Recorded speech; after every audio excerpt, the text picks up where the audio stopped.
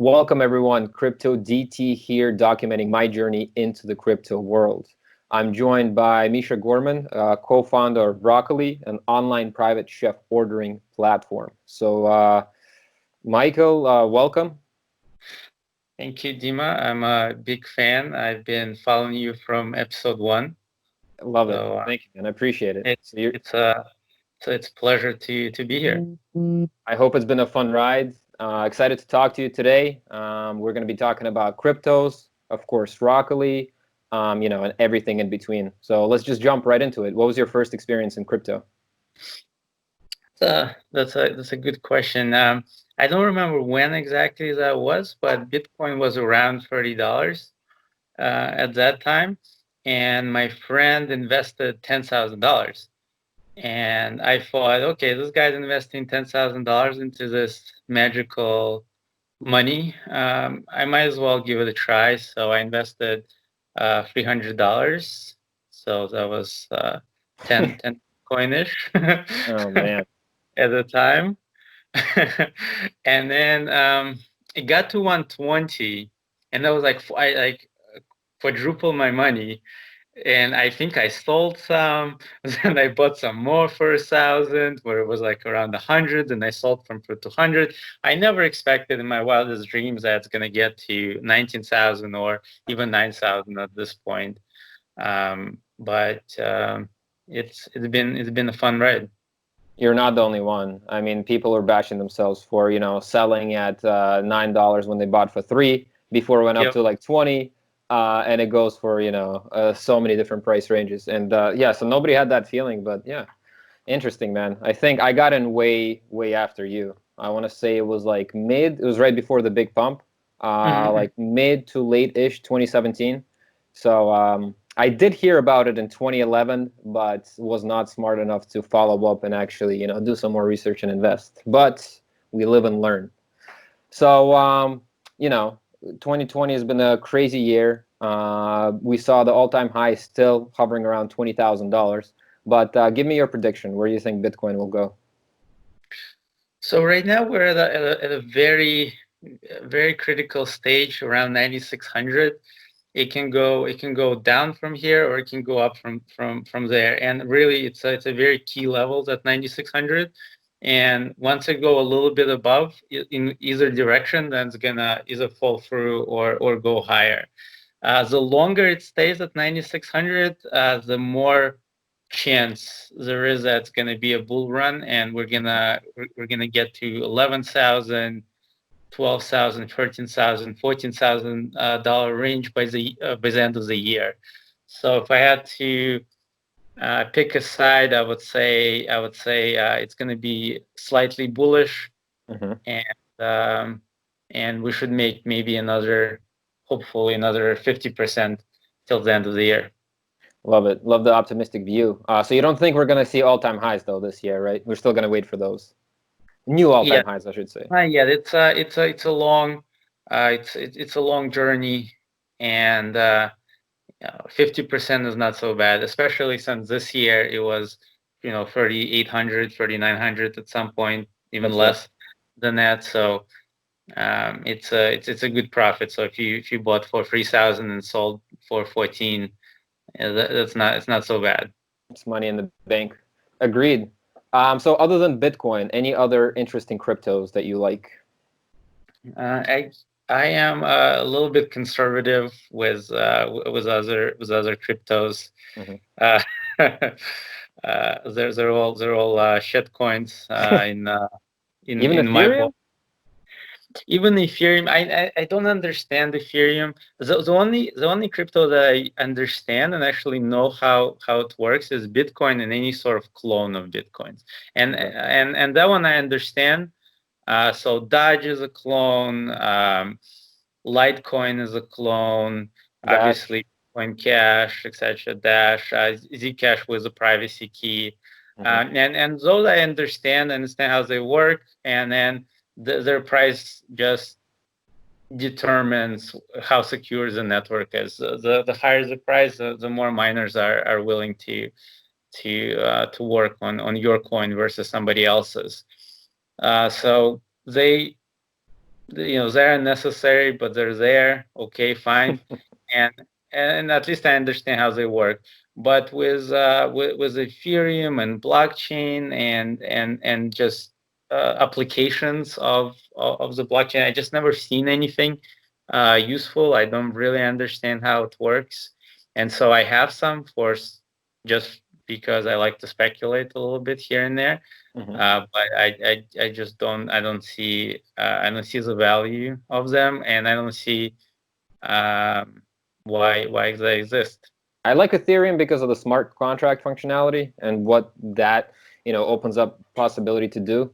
But they recently switched over to proof of stake. They're no longer proof of work. There's a lot of changes with Ethereum, but it's interesting. So, what shitcoin do you hate the most? There's honestly so many. The latest one that I got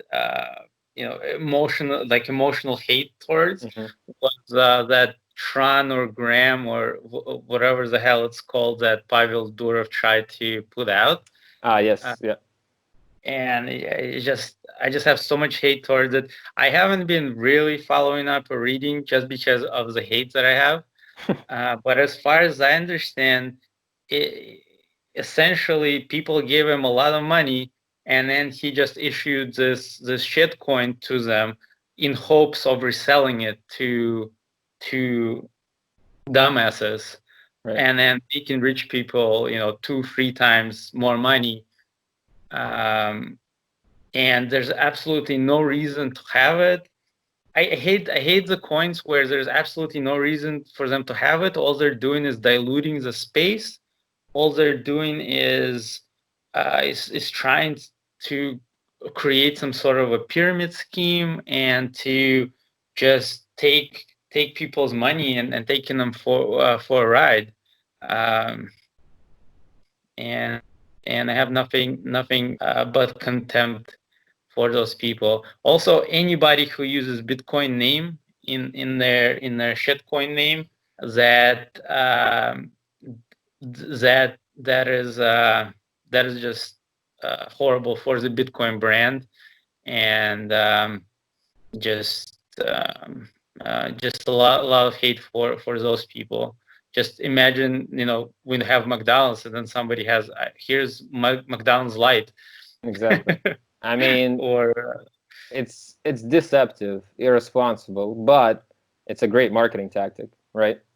Not gonna name a any great coins, but I marketing mean, tactic, but it's we don't allow it. We don't allow it. McDonald's will sue yeah, in real world. McDonald's would sue anybody who called somebody McDonald's Light or right, McDonald's Diamond or McDonald's Gold or right, anything that has to do with McDonald's that would get sued.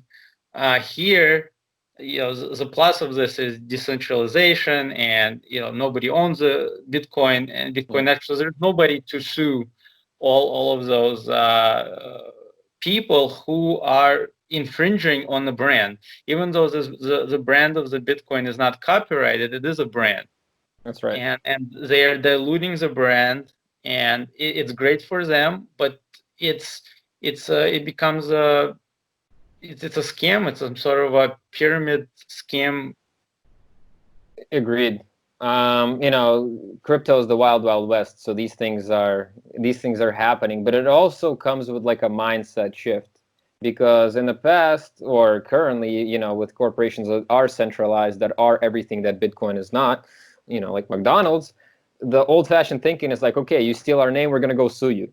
They have a team of lawyers, they have a team of everybody to Mm-hmm. go after people that try to steal their brand or do whatever else. Whereas in the crypto world, we now have control over how to battle against that. And what we do if we don't like somebody using the Bitcoin name is simply just not buy and hold that coin or just not use it. So that's basically the way I think to kind of revolt against it and to fight back is basically just not to use these services that are shitty and to make sure people are aware of the differences of why they exist, of why they shouldn't exist, and just I guess more education and just simply not using shitty Mm-hmm. things um, Mm-hmm. would be my answer to that. So Right. yeah, what are you up to now? What's going on? As you know, as you introduced me, I'm a co-founder and CEO of Rockoly. So trying to get the online private chef platform out of the door. We're gonna launch end of May, soft launch. You'll definitely get a link, and then we'll get some chefs on board, get everything in place, and then sometime in the beginning of June, we're gonna release it to the general public. And what the platform is gonna allow customers to do is to order a private chef for an online experience. Okay. How did the idea? Yeah, I guess we should have started with that. How did the idea come about? Like why are you building this? Is there a market need that you saw? Was it for personal reasons? So the original idea is actually to revolutionize private chef industry in general. And we started out as an on-premise private chef on-premise company where you order private chef and they come to your house or your venue and cook for you. And the need that we saw is that people are scared off by hiring private chef.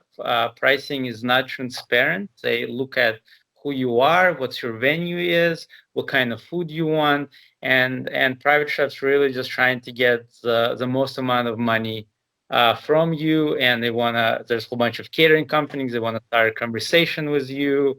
You have to go in and reach out to 10 different people. They give you different quotes, and each one of them really don't want to give you any sort of price up front, and they're really trying to get the most money out of you. For a private chef, what does it matter if you're having a birthday party or a wedding? They have to do the same amount of work and the same amount of hours. What about all the luxury ingredients? You're having a lobster. Why should you, if you pay for the lobster, why is the work of preparing the lobster more than getting a hamburger together? There's the pricing model of the private chefs is it's really broken. One of the common pricing models is just multiplies the cost of ingredients by say 3 times. Yet the chef, does the same amount of work, the same amount of prep. It's just a way to charge rich people more money, and I don't think that's a good business model, and a lot of people don't want to deal with it. So that all makes sense. I mean, I think you're solving a lot of problems there. Not only streamlining, perhaps finding a good private chef in your area, but or online, but also making the pricing much more transparent, easy to understand, and just fair from all sides. Right, for between what people pay and what the chef is actually getting. So I understand the problems. Right. So as we were launching, coronavirus hit. Right. And now there's for a while, maybe for a year or two, there's not going to be any private chefs coming to anybody's homes or venues. They will see a really big hit. So we pivoted to online services. Right. And with online services, we want to really gives the customer a private chef, not just some sort of a pre-ordained class or a skill or something like that. We really want to make a custom experience. So you hire a chef, and then the chef works with you on your needs. And online services can really be extremely varied. It could be meal planning for a week. It could be raid my fridge, help me out with stuff that I have left over and make something delicious for me. And of course, it can be class-like experience, which is, teach me a particular dish or certain skill level. So it's not just an online class with private chef. It's a lot more than that, is what you're It's saying. definitely a lot more. You could have it be similar to an online class, but it could be so much more. And another difference is that we are going to get a lot of chefs with a lot of different backgrounds, and um, I envision those chefs to be, online services is going to be just a small, tiny thing. Right now, we're in the coronavirus. There's going to be some online services. You might get some sort of top chefs that don't actually teach on a regular basis, but have some free time. And here they are, helping you and improving your skill. But eventually, once coronavirus finishes, the same chefs will be available on premise. So you could take a class with a chef or some top chef, learn something from them, uh, see if you like their personality, and if you like the food that they cooked with you. Then later, a month later, 2 months later, you have an event. Go ahead and hire her. And with our Rockoly pricing model, you'll be able to see the price up front. So there will be no guessing. You know how much the chef costs. You will figure out what with your chef what the complexity of the menu is, and they'll come over and cook for you. And one of the things that on-premise Rockoly pricing model does is that the chef will not charge you for the ingredients. So the ingredients are at cost. So if you want to impress everybody at your dinner party with lobster and caviar, etc., and you want to have this grand feast, it's not the price of the cost of food times three. It's the work of the chefs, the complexity of the menu, and then the price of the ingredients is at cost. The chef will bring you the receipts that you will be, you just pay what the receipts are. Chef is not making any money on the food, on the ingredients. Rockoly is not making money on the ingredients. You can just go completely wild. One thing that, this is a little bit off topic, but one thing that I have an issue a lot of times when people get private chefs and they cook, is that they still cook kind of the food like regular food that potentially you could get somewhere in from the caterer somewhere or in the restaurant. It's never, to me, I've never seen anything that's super impressive. With this, you could make it impressive. Just imagine, Dima, like you're having a birthday party and you're inviting people over, and now you have a private chef, and the private chef is cooking lobsters, and there's like filet mignon, and everybody's gonna look at you and be like, "Wow, Dima, holy shit, like this guy, you just spent 20-30 G's on this. Like this type of food, I haven't seen this at a wedding." Love it. And and it's more like it's more like gourmet style, it sounds like, versus regular restaurant food or your pub food, things like that. One thing I wanted to ask about, though, let's say somebody does want to pay for the ingredients. What if they just want to hire the private chef and they want to take care of the ingredients themselves? Because perfect. They either they know exactly what they want, they want to pay for it up front, they know how to, maybe they have a hookup and they get it at a discount, something like that. Absolutely perfect. Because the chef doesn't make any money on the food, Rockoly does not make any money on the food. Yeah. It's better for the chef. Okay. As long as a lot of the times there's some prep work. So with some ingredients, they would need to pick up the food ahead of time. If they need to prep it and ahead of time. But that's perfect. Yeah, you have the hookup, you have the coolest ingredient that you found. You went somewhere, you found some local lobster guy, and now you're having filet mignon in lobster tail. Love it. And everybody thinks that Bitcoin is at 30,000. Love it. Love it. I love the concept. So initially, just from my understanding, it's going to start, like you said, as an online platform because you had to pivot due to coronavirus. But if you fall in love with a chef that you're cooking with, or that's helping you out with your diet or whatever else, you can then hire them in person. When things stabilize again, like everything is going to be transparent, everything is going to be in the app. You're not going to have to waste a lot of time trying to find a new one. No, one of the things that we pride ourselves in Rockoly is ambition. We're going to take over the world in the private chef industry. Okay. Online services is just the first step. I love it. I love it, man. Now the main question is, will Rockoly use crypto? Or will it take crypto as payment? Absolutely. It will. Here is the scenario, though, that I have been thinking about, and I'm sure other platforms would have the similar struggles.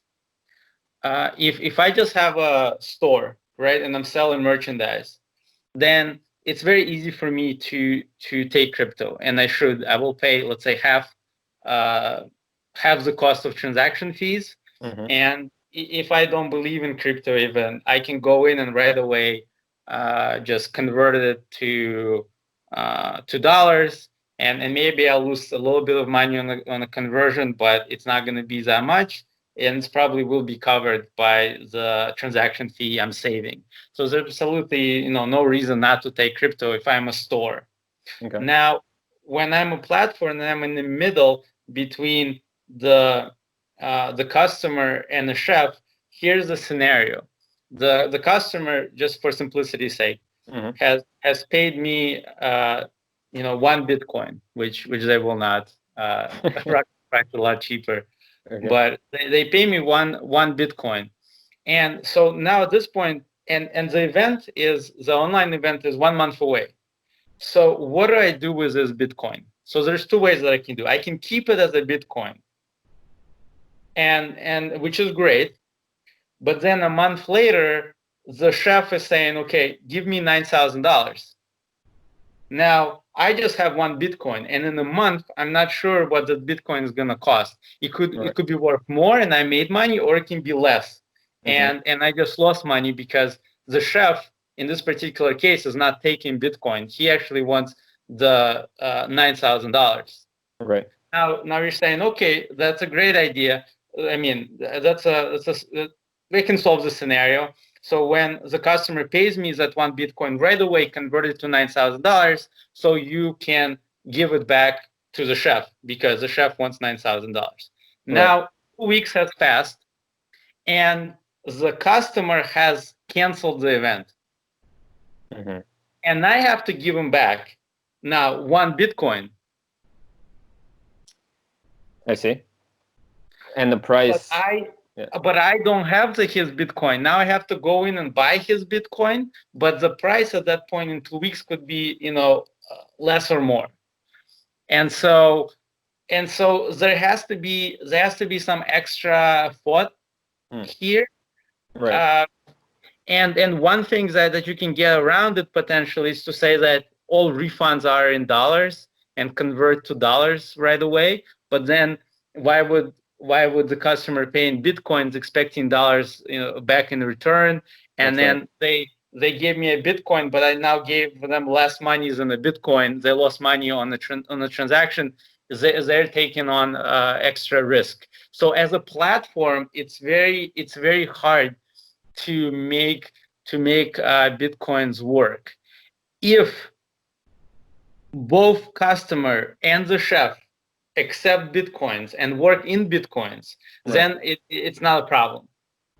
But if the chef does not accept Bitcoins, then it becomes an issue. This sounds like an issue before mass adoption, because if you think about it, it wouldn't be an issue if everybody's using Bitcoin, right? Yes. Because the main holdup here is that you have to convert it into fiat. And of course, it makes sense because everybody has to pay their bills in fiat. There's no way around that. You can't pay your mortgage, your car payment, and everything else.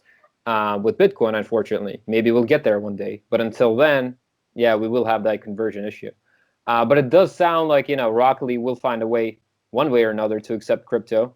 There are some things to iron out, but, if you're already thinking about it, and you have some kind of game plan, that's already good news for the space, and I think for Rockoly. Yes, and once we start having any sort of merchandise that we can upsell and something that we're selling ourselves, then there's absolutely no reason not to accept crypto. I think any sort of online store That's a good point. should do crypto. There's absolutely no drawbacks, none. You actually just save money on transaction fees. Agreed 100%. I think that's an awesome idea. So now the most important question is, when are you guys launching? Because, I mean, it sounds like an awesome idea. I know I'll be using it. So now the big question is, when is the official launch? The soft launch in a week, and then the general hard release, beginning of June. We're working very hard to iron out last minute bugs and make sure that our app is as user friendly and as stable as we can, and so it's gonna be a few weeks till a hard launch. But before that, we're gonna start getting our private chefs into the system, so that the first customers already have a good range of really awesome private chefs to choose from. I love it. And is this only for consumers, or are you also open to businesses? Can a restaurant that has a private event hire Rockoly chef for a big event? Is this a possibility? In a phase where we're gonna go on premise, absolutely. Okay. For the online services, it only makes sense at this point for consumers. Of course, because they're learning something, or the private chef is working with their fridge or with their dietary meal planning. Makes sense. So if I'm a consumer right now, how do I, once the soft launch goes through next week, how do I get to Rockoly? What do I need to do to sign up? How do I get started? Very simple. Rockoly.com.